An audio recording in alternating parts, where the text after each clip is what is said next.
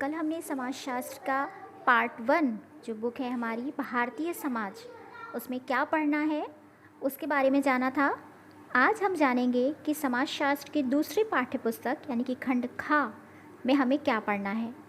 इस पुस्तक का शीर्षक है भारत में सामाजिक परिवर्तन एवं विकास। इसमें कई यूनिट हैं। सबसे पहले यूनिट है आपकी संरचनात्मक परिवर्तन। भारतीय समाज की संरचना में क्या परिवर्तन हुए हैं, इसका अध्ययन इस यूनिट के अंतर्गत किया जाएगा। विशेष रूप से जब भारत परतंत्र था, आप सभी को पता है 1947 से पहले भारत में ब्रिटिश शासन था। इसे हम भारतीय इतिहास की दृष्टि से देखें तो यह काल औपनिवेशिक काल कहलाता है।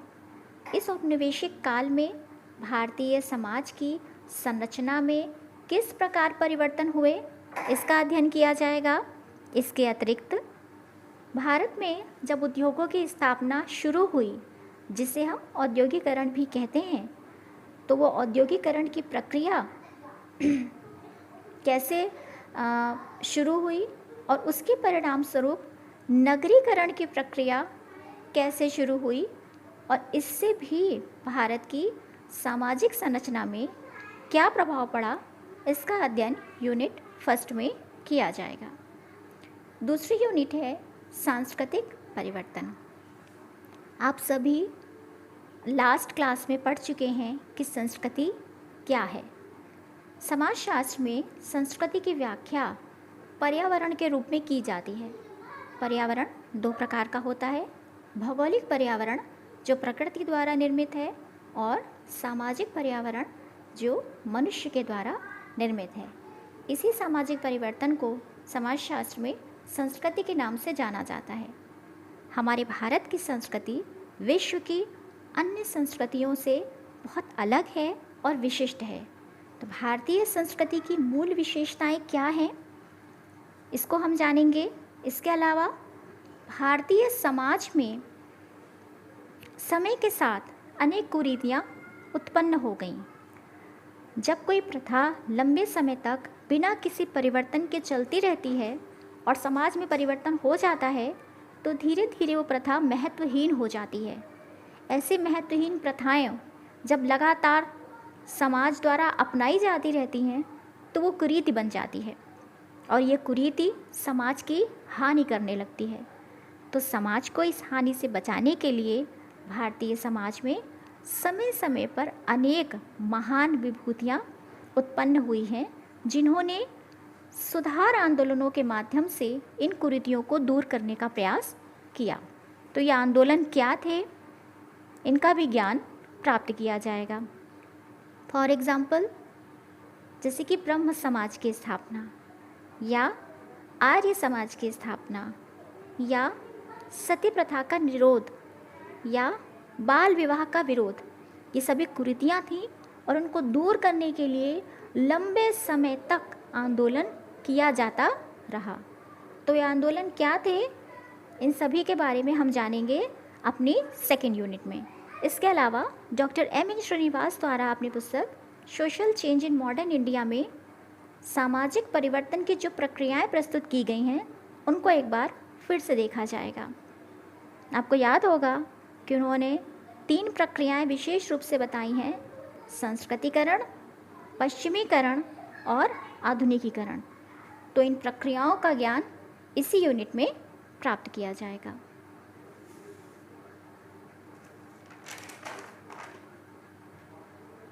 इसके अलावा फिर आती है यूनिट थर्ड। यूनिट थर्ड में हम जानेंगे भारतीय लोकतंत्र की कहानियाँ।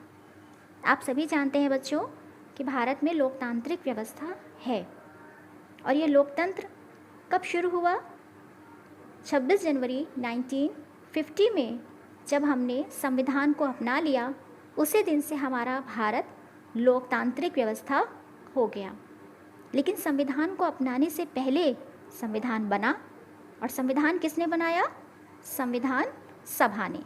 तो संविधान सभा क्या थी, किस लिए बनाई गई थी और यह किस प्रकार कार्य करती थी, यह सभी कुछ हम इस यूनिट में जानेंगे।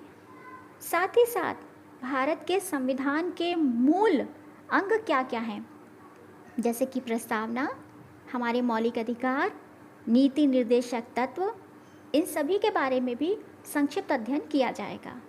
विशेष रूप से पंचायती राज व्यवस्था क्या है, इसको जाना जाएगा। राजनीतिक दल क्या होते हैं, दबाव समूह क्या है और यह किस प्रकार कार्य करते हैं, इनको जाना जाएगा। इसी संदर्भ में जर्मन के विद्वान मैक्स वेबर जी के सत्ता संबंधी सिद्धांतों को भी फिर से याद करेंगे। तो ये है आपकी यूनिट 3। फिर है यूनिट 4। यूनिट 4 है आपकी ग्रामीण समाज में विकास एवं परिवर्तन। आप सभी को पता है कि भारत गांव का देश है, और जब हम समाजशास्त्र में समुदाय का अध्ययन करते हैं तो भी हम उसमें गांव का नाम लेते हैं। तो भारत के ग्रामीण क्षेत्र की क्या विशेषताएं हैं, सबसे पहले तो यह जानेंगे। और ग्रामीण क्षेत्र में आपको पता है कि कृषक वर्ग निवास करता है। और जो किसानों में और कृषकों में अंतर होता है, क्या अंतर होता है यह भी देखेंगे, और कृषक वर्ग क्या है यह भी जानेंगे। इसके अलावा स्वतंत्र भारत में किसानों के लिए कई सारे भूमि सुधार कार्यक्रम लागू किए गए। आपको पता होना चाहिए कि जब भारत में औपनिवेशिक काल था तो 3 प्रकार की व्यवस्थाएं प्रचलित थीं: जमींदारी व्यवस्था, रैयतवाड़ी व्यवस्था और महालवाड़ी व्यवस्था, जो पूरी तरह से उपयुक्त नहीं थी। और जब भारत ने स्वतंत्रता प्राप्त कर ली तो इन व्यवस्थाओं को समाप्त करके एक ही व्यवस्था संपूर्ण भारत में लागू कर दी गई। इसी को हम भूमि सुधार कार्यक्रम के नाम से जानते हैं।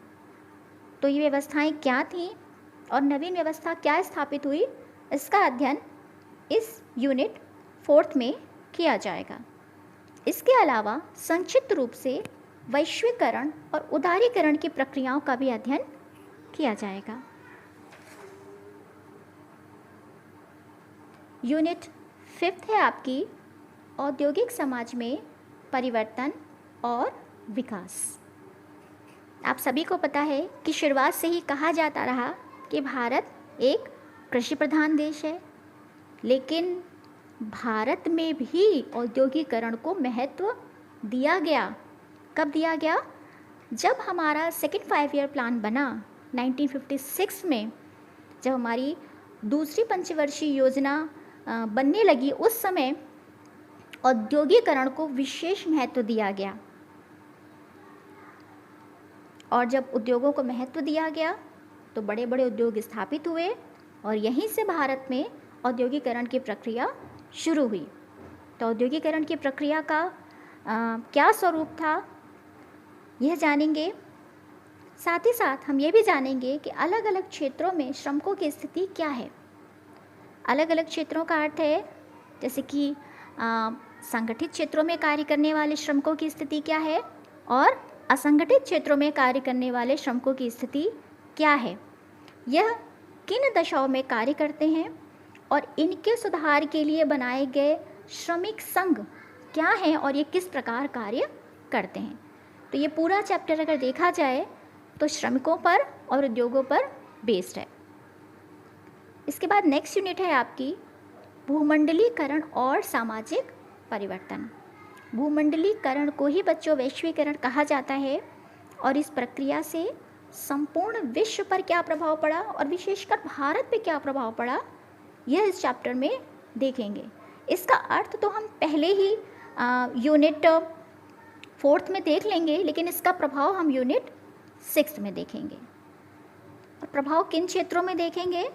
रोजगार के क्षेत्र में, राजनीति के क्षेत्र में और विशेषकर संस्कृति के क्षेत्र में।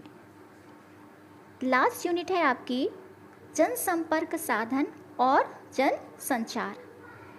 इसमें हम मीडिया के दो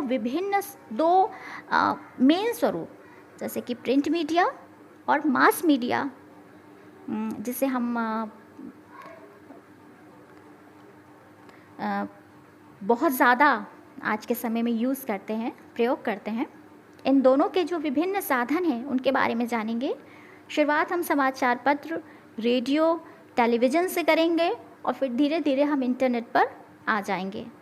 आप जानते हैं कि यह कितना प्रासंगिक है आज के समय में कि आपकी क्लास भी आजकल इसी के द्वारा हो रही है। तो ये जितनी भी यूनिट्स हैं ये आपके सेकेंड बुक का सिलेबस है, जिसका कि नाम है भारत में सामाजिक परिवर्तन एवं विकास। आशा है आपको समझ में आया होगा, और अगर आपको किसी तरह की कोई भी समस्या आ रही है तो आप मुझसे पूछ सकते हैं। समय मैंने पहले भी आपको बताया है कि 1 बजे से लेकर 1:30 बजे तक आप अपनी क्वेरीज कर सकते हैं। लेकिन इसके अलावा okay ma'am, thank you ma'am, या एक दूसरे को गुड मॉर्निंग कहना या एक दूसरे को विश करना, प्लीज़ इसको अवॉइड कीजिए। ओके बच्चों।